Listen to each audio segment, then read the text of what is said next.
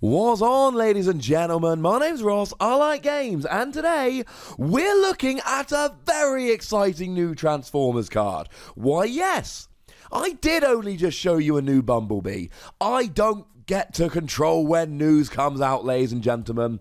This is the debut in the trading card game of Omega Supreme. Now, this is very important. This is not being released as a regular card. It is a Titan size card, which means it will be the same size as the Metroplex that we previously got, and it is only going to be available in the US at least in Loot Crate. So what you need to do is go and subscribe to Loot Crate, and the next box, the transformation box, will have this in. I just really hope they package it appropriately. I will pop a link to it in the description. If you are going to do that, I have, and honestly, if you look at the price of the convention exclusive cards, I think it probably is worth doing. Make sure you use the code LOVE50 because then it gets you 50% off. It's like 12 quid in the UK, 13 bucks in the US. I know it's a bit of a pain, but if you want the promo card, that's how it's being released. Now, we are told that there are going to be alternate ways to get this in the EU and also in APAC regions. And I have heard a rumour that there are going to be release events in the UK where you get a Titan-sized character, which does make me think, as I'm sure it has you, this dude. So it's only available in Loot Crate. I will pop the information in the description, but if you're gonna do it, just make sure you use the code LOVE50 so that it's half price. Clearly, I'm not sponsored by Loot Crate. I'm just giving you guys advice as to how to get this card. So that's how to get it, but what does it actually do? Well, weirdly enough, right, it's not actually a Titan. Yeah, I know, right? This isn't a Titan. What it is a Guardian. And you might be thinking, hang on a second, Wossy, that sounds new. Yes. We've never had a Guardian card before. At the moment, it means literally nothing. We have no other characters, we have no battle cards that interact with Guardians. Presumably at some point in the future we will. As it stands, Guardian is irrelevant. And actually, while we're here, this is also a spaceship, and as we saw with Autobot Cosmos and Decepticon Shockwave, spaceships don't have any help in the Transformers TCG either. So having two designations that have no support is somewhat sad. But you are also a tank and you are ranged. More on those at the end of the video. So what we have here is a 19 cost character. Now 19 cost is extremely high, but it's in kind of a weird middle ground. So if you go back to Wave 1, the highest we get is Optimus Prime Battlefield Legend and Megatron Living Weapon that come in at 13 stars. Okay. We then had Metroplex himself that came in at 25 stars. And of course in Wave 2 we're getting a bunch of combiners that, unless they've got weird stuff going on, come in at 25 stars. This comes in at 19, so we're not up there with like Titans and combiners, but we are still significantly more expensive than your average character. We are going to be expecting very good stats for this to be worth it, and largely we are actually getting the stats that we need. The health of 24 is frankly absurd, ladies and gentlemen. Health of 24 is incredibly high. In Wave 1, we did see a health of 21 on the aforementioned Autobot Cosmos, but the thing to remember is that Cosmos had really low attack and pretty low defense as well to make up for the fact that it had such a ridiculously high health. So that is worth bearing in mind. The other thing we can compare this to is Dreadwing. Dreadwing is a 16 cost character. It is the 2 character combiner we looked at yesterday, link in the description, and that had 24 health. And actually these two characters, it is appropriate to compare the stats a little bit here. Same health is good, although you are 3 stars more expensive. In terms of defense, you're 1 or 2. It's not great, if I'm honest with you. But the attack here is really nice. Attack of 4 in alt mode is fine. But attack of 7 in bot mode is incredibly strong. This is worth it. Again, if we go back to Wave 1, the only character that had more than this, I suppose there were 2, we had Optimus Prime Battlefield Legend, which had an attack of 8. And we had Inferno Fearless Firefighter, but then again, Inferno was a vanilla character in the mode where you had the really high attack, so that wasn't exactly perfect. So look, this is an incredibly expensive character, but it is one that's got good enough stats potentially to balance it out. I would argue not quite good enough, but not far off. The other thing to remember here is you've got 6 stars to play with. Now, maybe you just pop in a 6-cost character like Bumblebee, or maybe you start playing around with some of these star cards that we are getting in Wave 2, like for instance Mounted Missiles, which is great for attacking, or Leap of Faith, which is really good for playing extra cards. You're probably going to play another character, but there are at least options here. It's not quite as restrictive as something like Metroplex, for instance. So what about the skills here? Well, in bot mode, if one of your other characters would take 2 or more damage, you may take 2 of that damage, and your other character takes the rest. So it's kind of like a mini heroism.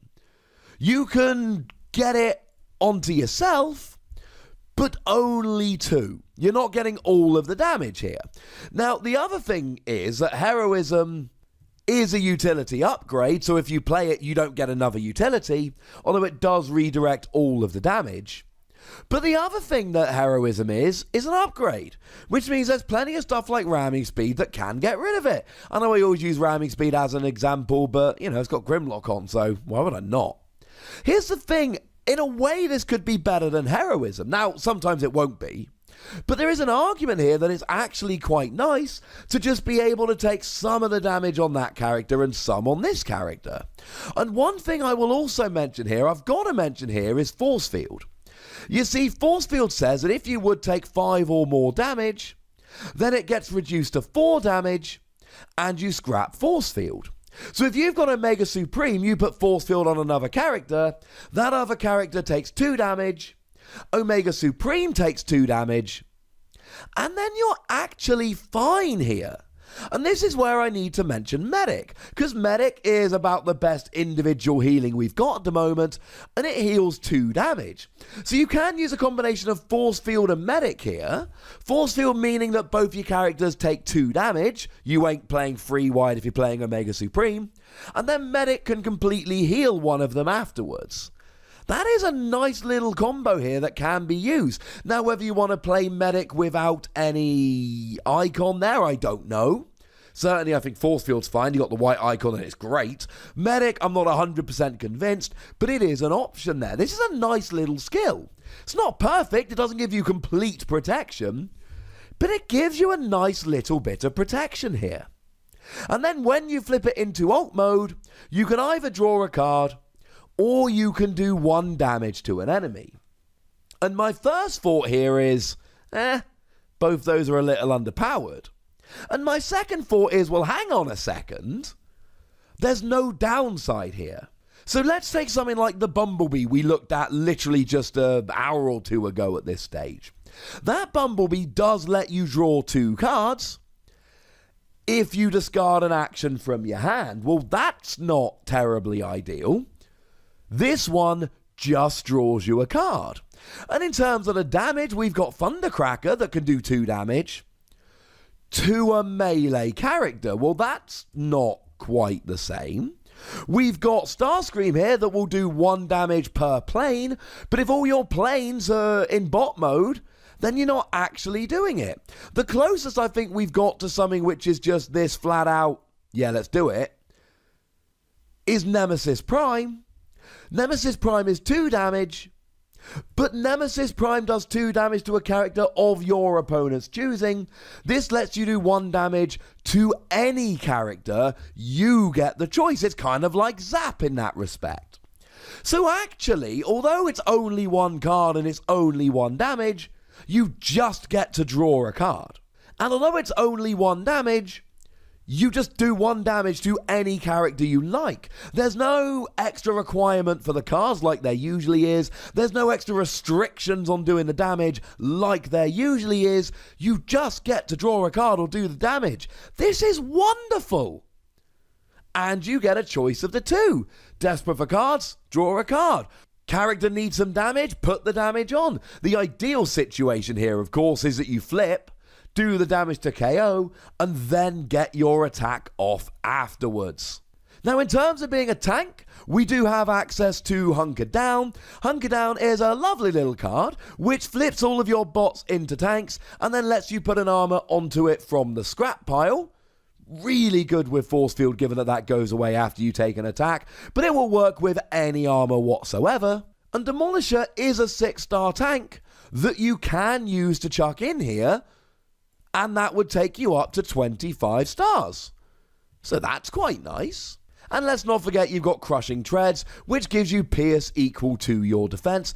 If you want to go into a defensive deck, that's pretty nice. What's really nice here is that you've got a base attack of 7.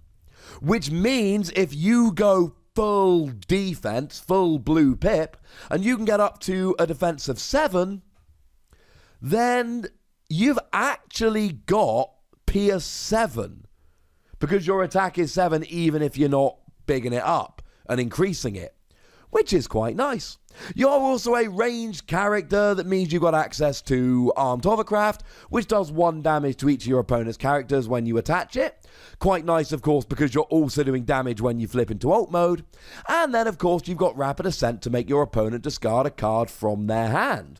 And I should mention, if I didn't make this clear enough, I love the fact that you can use Hunker Down to flip into ult mode, get the damage or draw a card while getting an armor out the scrap pile, then use your flip for the turn to flip back into bot mode and be attacking. That is one of my favourite things about this card.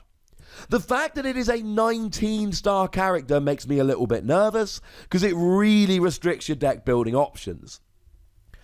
But it's got huge health, really high attack in bot mode, and really nice skills. Hopefully in the future we'll have some cards that help out spaceships and guardians, and if that is the case, this will get even better.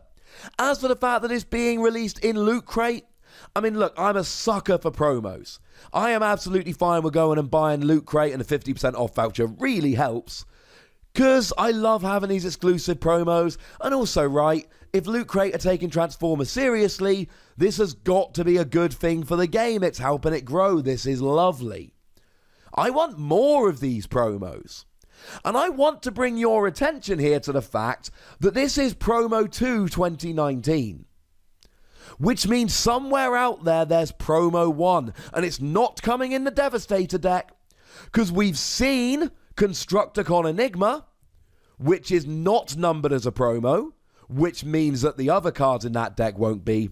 And we've seen Devastator and all of the constituent cards, and they are not numbered as promos. There is a Promo 1 2019, which is out there somewhere that we haven't seen. And no, it's not the mystery card which is being given out at these rumoured UK events, because these UK events are giving us a Titan-sized card, and Omega Supreme is being released in a different way in the EU. It's clearly Omega Supreme being given out at these rumoured events, of which we currently have no confirmation. So frankly, I'm a little bit excited, if a little bit apprehensive at how gosh darned expensive it is. But I would very much like to know your reaction to this card, so please do let me know in the comment section. Go nuts, but please do remember to be nice. And then make sure you like this video, subscribe to this channel, and follow me on Twitter at the Wossy, where we talk Transformers and all kinds of other games. But by far the most important thing, as always, look after yourselves till next time. Thank you very much for watching. My name's Ross, and you've been watching Wossy Plays.